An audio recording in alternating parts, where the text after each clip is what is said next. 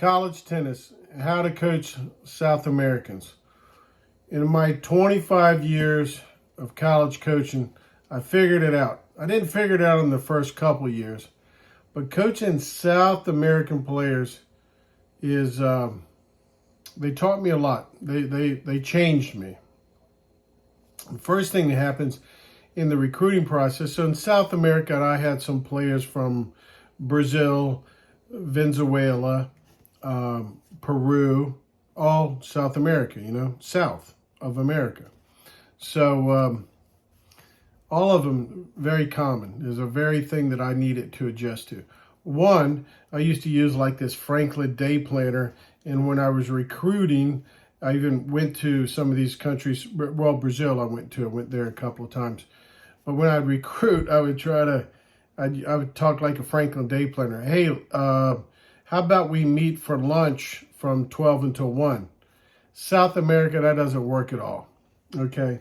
And first of all, when they come to college, they laugh at you. Hey, we're going to have dinner at the coach's house from 7 to 8:30.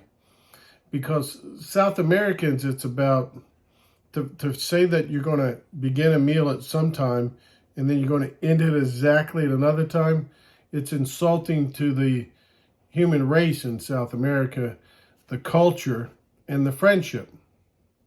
So you're not blocking out time. It's kind of a loosey time. Like we may have dinner at 7, but if they're on their way to this place to have dinner and they run into some friends for, say, 30 minutes, they might show up at 7:30. And there is really no end time with a South American. I mean, it's kind of open-ended, the end of that stuff. Now, South Americans, when you bring them to America to play college tennis, there's a couple things that they just don't like.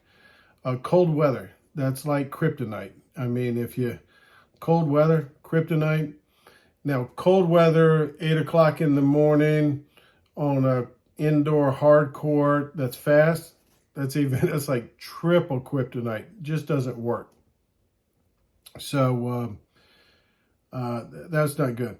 And consolation. Like consolation is, you go to the fall tournaments and the kid loses because why? He played at 8 o'clock in the morning. It was cold, fast, hard court. So he loses and he thinks he's done. Then you say, hey, you got another match. And he's going, hey, what do you mean I have another match? Oh, yeah, you actually got 2 more. If you keep losing, everybody's guaranteed 3 matches. So that's just shock to their system when that happens. And then, also when you go out to eat with South Americans, I remember this because I think we went to like Applebee's or something like that. And it's probably Henrique Concado. I remember him doing this to me, and A.G. Igarashi from Brazil, as they'll order orange juice with their dinner or something, or it could be lunch. They order orange juice. Then the waitress comes around and says, hey, do you want another refill? And I'm thinking, no refill. I mean, there's no free refills on orange juice. It's like $2.59, totally overpriced. So you don't want to scare them away in that first day anyway, first meal, first road trip. And they'll have 2 or 3 orange juices. I mean, I bought $50 in orange juice in one meal just with the South Americans. I mean, the Peruvian people, oh my God. And it's hard to find places that have free refills on orange juice. So anyway, but this right here is the key thing in coaching South Americans. It's love, man. Like when they win, this was my men's team and women's team and so forth. When they win is, they want to hug. They want to acknowledge, hey man, hug, it's passion, it's heart, and so forth. And now when they lose, it's the exact same thing. They want to hug and so forth and, feel that you care about them and all that kind of stuff. So the human interest among South Americans, very, very high. The Nike and all that stuff, that's cool. You put them in Nike.